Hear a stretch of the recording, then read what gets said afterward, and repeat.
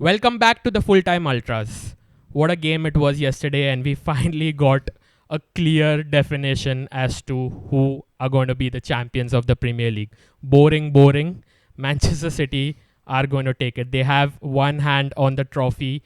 They've beaten Spurs at their home ground. No surprises in that. Really, no surprises. We are here to dissect what happened in that game, especially the things that took place outside the field as well before the game. We're going to get into that. But before we start the video, a kind request for you to like, share, and subscribe our videos. We're getting a lot of views, and if you're new on the channel, just subscribe to our videos, add and join our community, because we are soon going to do a giveaway, and you don't want to miss that. You want to be a part of that because it's going to be big. Anyway, we've got Aditya on the show again after a long time. Yeah, does feel like an age. Missed it? Yeah, it's been a long time actually. I think it's almost 2 weeks. It does feel like an age since I've been here. Corporate slave. Yeah, joined that gang now. So. Anyway, let's get into this game. This game was touted as one of the most important games in the Premier League. The ramifications of what was going to happen post this game would affect the title race as well, and also the Champions League race. And it certainly did. It was not the way that we wanted on both sides, but it did, right? No, I'm actually happy with Aston Villa qualifying for the Champions League over Tottenham. But anyway, first of all, I want to ask you, let's get into the post-game thing that happened before this game starting. So the scenario was that Spurs had to beat City for Arsenal to be crowned champions. Now, there was a lot of the Spurs fans were disgruntled in a way. They were like, we don't want to do it because that crowns Arsenal as champions, so and so. But on the flip side, they did legit have a chance to qualify for the Champions League because Aston Villa dropped points against Liverpool. And Aston Villa are playing Crystal Palace in the last game of the season at Selhurst Park. And Crystal Palace on form are one of the best teams in the Premier League right now. I want to ask you, like, what did you make of this thing? Because you're a Chelsea fan as well. But this London thing, I know North London derby is like a really it's a strong rivalry. But considering Spurs having a chance to qualify for Champions League, did you think that their outlook to this was right? I mean, the players were fine. The players and the manager was also fine. Like he was there saying we're here to win a game, but the fans were absolutely. I mean, you called it a home game for Spurs, but it didn't feel like it at all. It was so quiet in there, and it only started becoming noisy after City got their goal, and that was chance to mock Arsenal. So I don't understand it either. Like, I get that everyone has their own view on the whole rivalry thing, but me personally, I wouldn't be like, if I have a chance to qualify for the Champions League, then I'm looking at that. I'm not looking at... Sure, Chelsea fans, put Chelsea over there, right? Now, Chelsea also have a big rivalry against Arsenal. It's not as strong as Spurs, and because you all don't fall in the same part of London. But switch the places, right? If Chelsea had a legit chance to qualify, now we know how important FFP is. Exactly. Right? How important that extra financial gain is to a club. You have to be like, let's go for it. Let's get our club into it, because that would definitely help and so much going into the season ahead. Definitely. And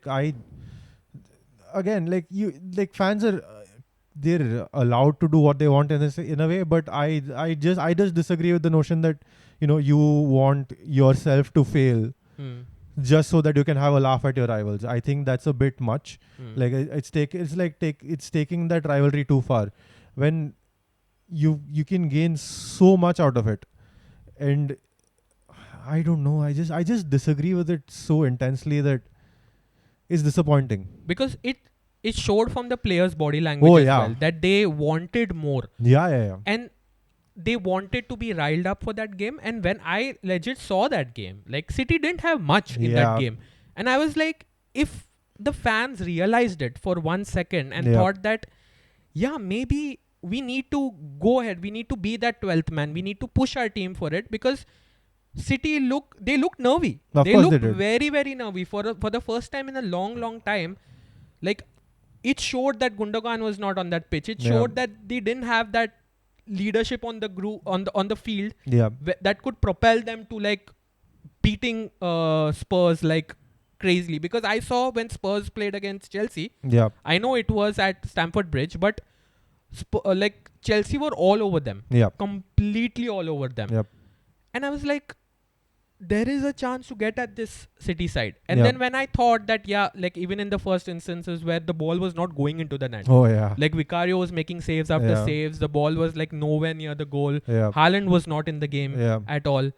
And then another team would be like, the fans would be like, let's go, Of course. Yeah.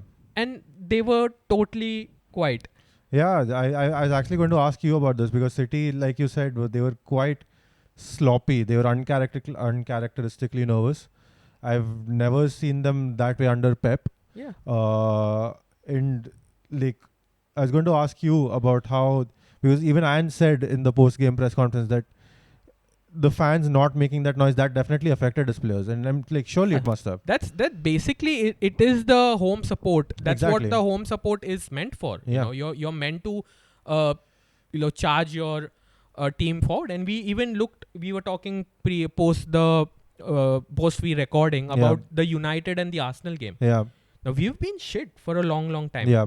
Right? And United fans did not go into it thinking that we're going to win that game. Yeah. But still the support from the fan, even when we were down, even when we were being outplayed, is night and day. And then the comments from Ange were also like, it kind of showed like Mourinho has done that, Conte has done that. Yeah. And now I kind of realize that how small a club Spurs are in also in terms of their mentality going into it. But quickly about City, like we touched upon it, saying that their performances kind of have that icky bit of feeling. Yeah. What do you think they lacked in that game? Is it that they didn't lack anything, or they were just nervy because of the stage, or? I'm not sure. I mean, like they looked slow. I think Spurs were set up quite decently as well. They were blocking out the middle of the pitch. They had 4 midfielders, and Sarr was the furthest player forward for them. And he's like a pest basically. He just chases everyone down.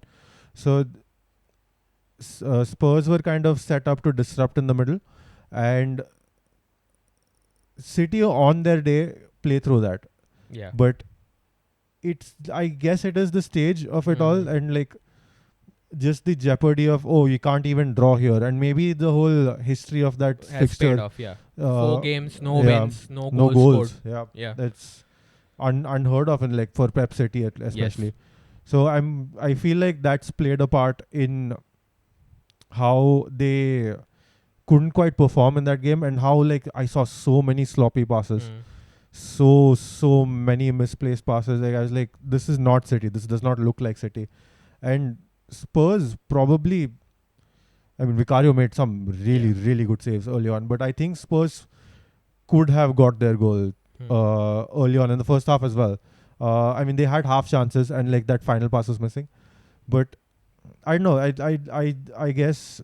I mean, you've been saying it all along. City are fragile this season. They're lacking something. Yeah. You called it. I mean, they looked extremely fragile, like un-City-like. As a United fan, that performance gives me hope for the FA Cup final. Oh yeah, it must surely. It does, because for me, if I am able to get, if we are able to get our players back, like our first backline, and get our midfield sorted, I think we really have a chance, because City during finals as well, there's always a chance to get at them. And I think Spurs missed a very, very big opportunity yesterday to kind of get a win. And to kind of, because they are playing Sheffield in the last day. I want to ask you about one big instance that happened in that game where it could have been 1-1. Son put through on goal. Now, I would say 9 times out of 10 you expect Son to score that.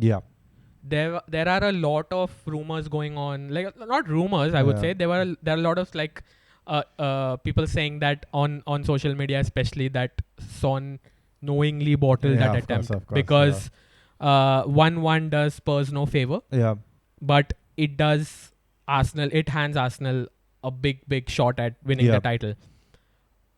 Do you think that is true? Number one, and number two is, do you think a player like Son would get into it and would do that? What did you make of it? Of course not. I again, this was something I was waiting to ask you because I know you're such a Son fan, so I'll give it to you.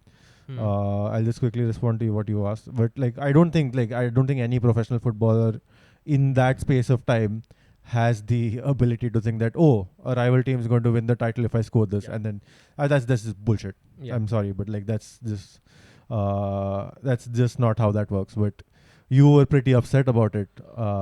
Yeah, I was upset because I expect Son to Of score course, that. yeah. See, when you're watching it on the TV, when you want a change to happen, when you don't want City to win it, obviously you think that when if I want someone on that chance, Yeah. Son would be in the top 5. Yeah.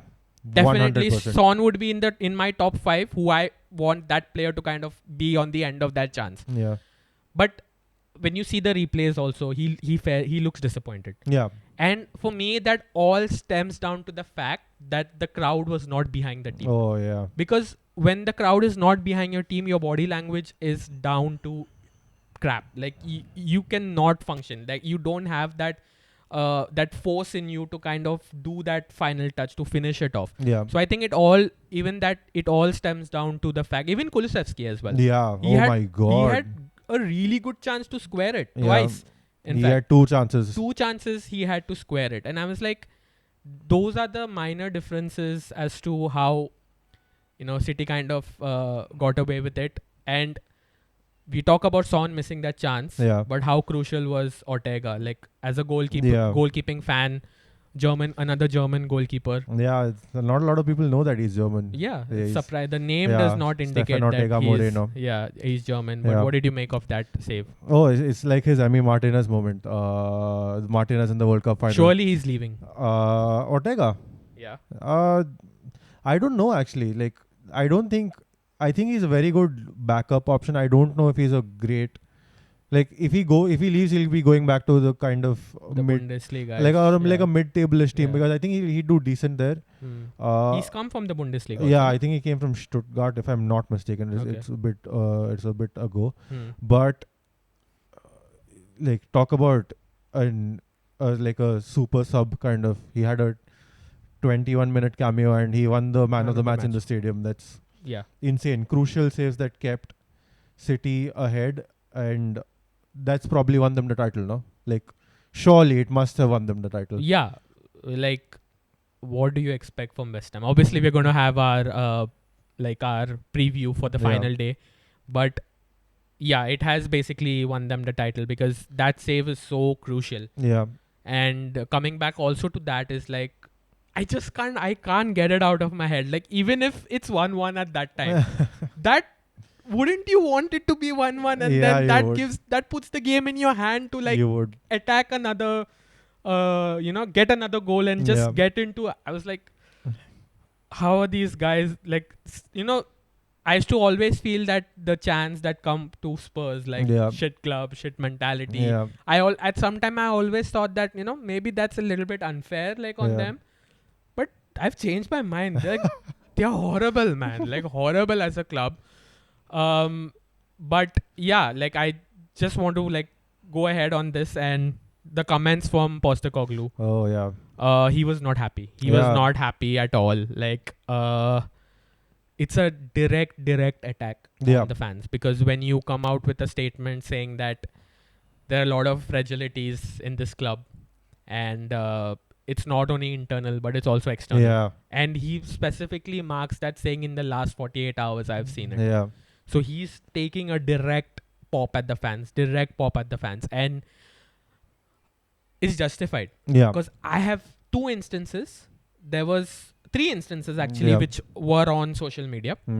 Number 1, there were Tottenham fans wearing the away kit of Tottenham, which was sky blue. Can you believe this? And they were literally, they cheered when the goal went in. Yeah.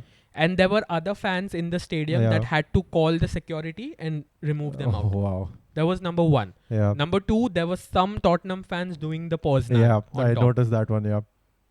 Three, they were like, the chants, like, are you looking at this Yeah. Arsenal? Are you Arsenal. watching this Arsenal? Yeah. And four, there's this dude behind Postecoglou, the season ticket holders who sit behind the bench, Yeah. saying that just let go, just Yeah. let it go. Yeah.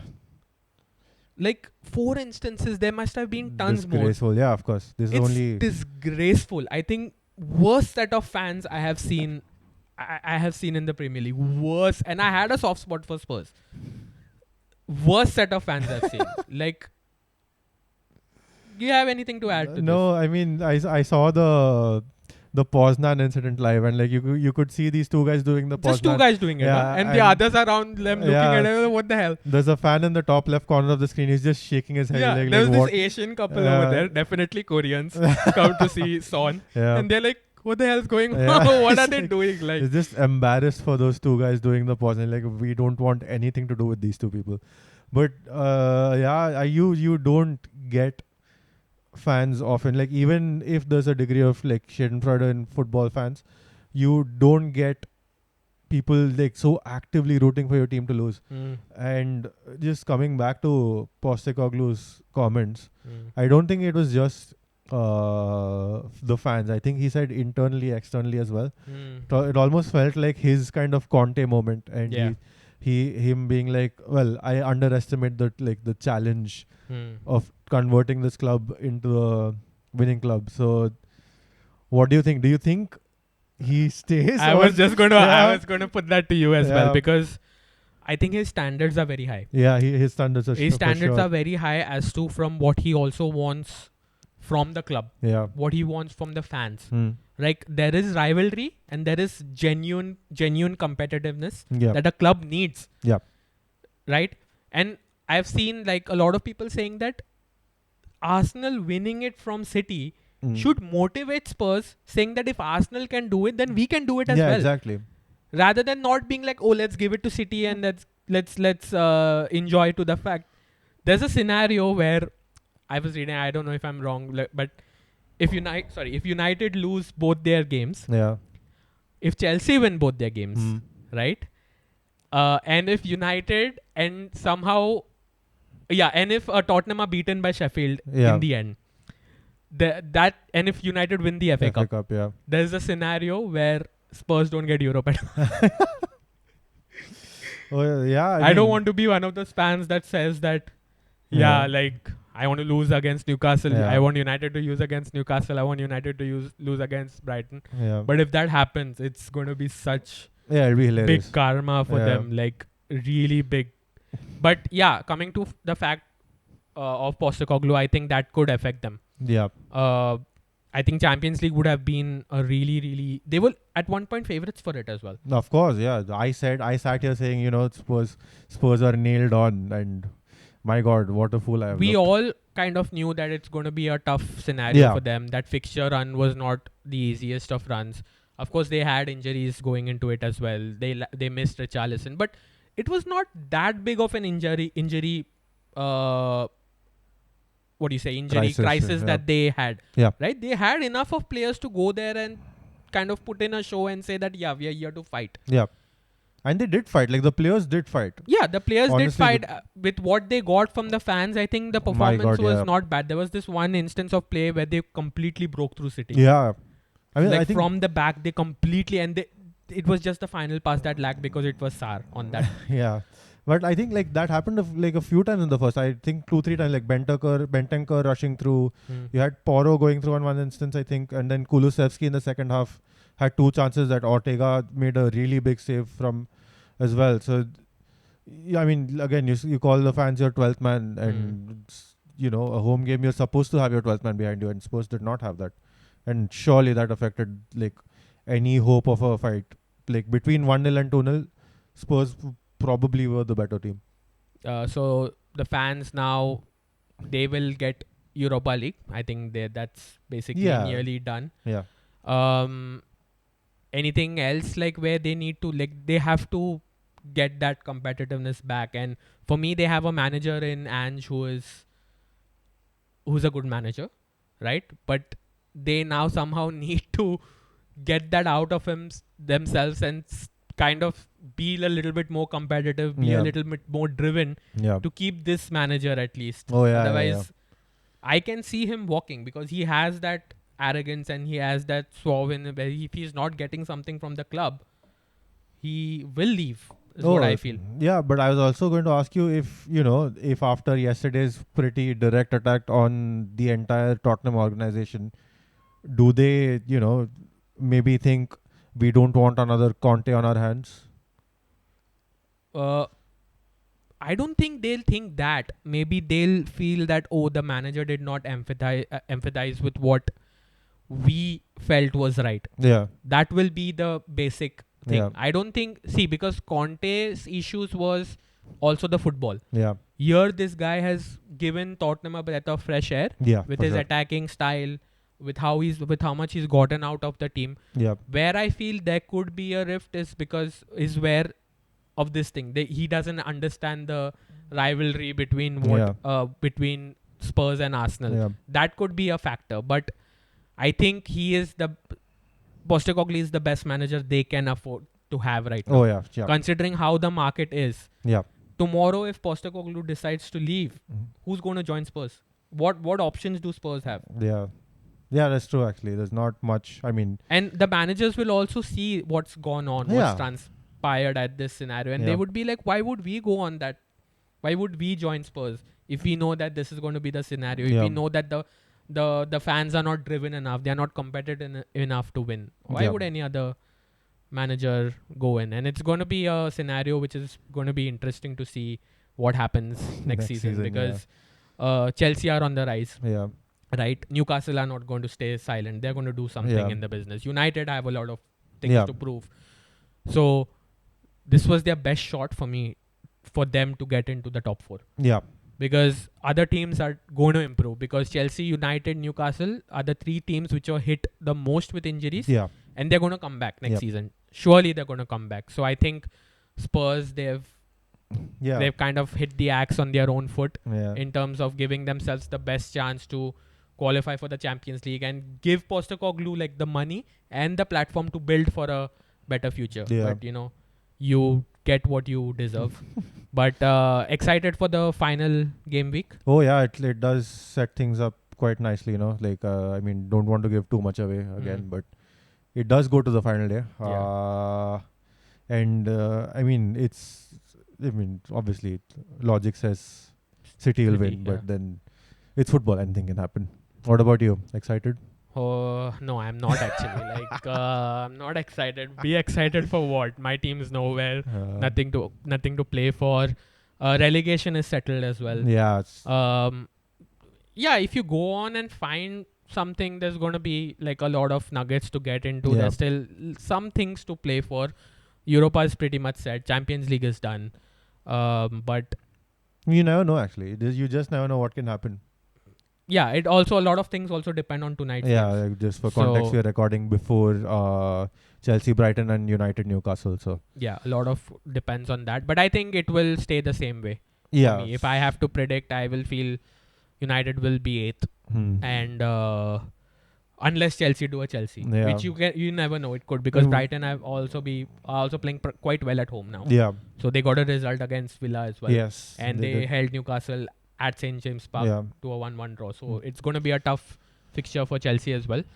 But anyway, they've come to the end of the video. And let us know what you felt about the City and the Tottenham game. Did you feel that we were too unfair on Tottenham? Do you think the Tottenham fans had a right to say that we don't need to win that game because it handed Arsenal the trophy? Let us know in the comments below.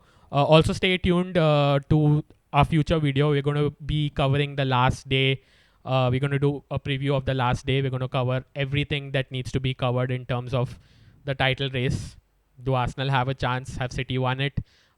We also have the relegation. It's more or less settled, but a little bit to talk about in that as well. The mid-table scrap as well. Crystal Palace, some good games to look forward to. So that video will be dropping on Friday. So yeah, make sure you subscribe to the channel and also hit the notification bell so that you know when our videos drop. And just a final reminder also to subscribe to the channel. We're close to reaching 500 subscribers, and that's when we will do the giveaway, and you want to be a part of that because we're still a small community now, and the chances to win the giveaway will be at its best. So yeah, get subscribing. Anyway, we'll catch you in the next one. Peace. Bye bye.